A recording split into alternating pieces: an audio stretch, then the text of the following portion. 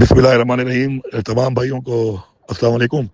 अच्छा भाई, एक बात चल रही है, ये कंटिन्यूसली चल रही है, और मैं ज़रा क्लैरिटी कर दूं कि ये जो मेरी वो सिक्योरिटी की बात चल रही है क्लोज करने वाली, तो उसमें ऐसा हुआ है कि रात तकरीबन 11 बजे जो है वो डिप्टी सीएसओ जो चीफ मिनिस्टर ने कॉल किया है उनको कि सीएसओ साहब का हुक्म है कि आप जो है सारे के सारे क्लोज हो जाएं। तो मेरे पास एक जैमर था और एक मेरे पास डबल कैबन थी सिक्योरिटी वाली, जो गवर्नमेंट ने दी हुई थी।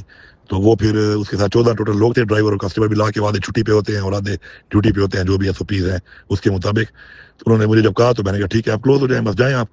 तो ये पोजीशन है इसकी और ये इसकी असल हकीकत है। दूसरी बात यह है कि मैं बड़ा क्लियर करता हूँ यहाँ पर कि अब अगर मुझे ये सिक्योरिटी वापस दी भी गई तो मैं हरगिज़ इसको नहीं लूँगा। तो ये मैं अपने तमाम दोस्तों भाइयों को बताना चाहता हूँ और चीफ मिनिस्टर साहब को भी बताना चाहता हूँ कि अब ये सिक्योरिटी कम अज़ कम मैं दोबारा बिल्कुल नहीं लूँगा। इसलिए इसको रिवर्स करने की या दोबारा देने की या कोई अहकामात करने की ना ही ज़रूरत है और ना ही मुझे ज़रूरत है। Thank you.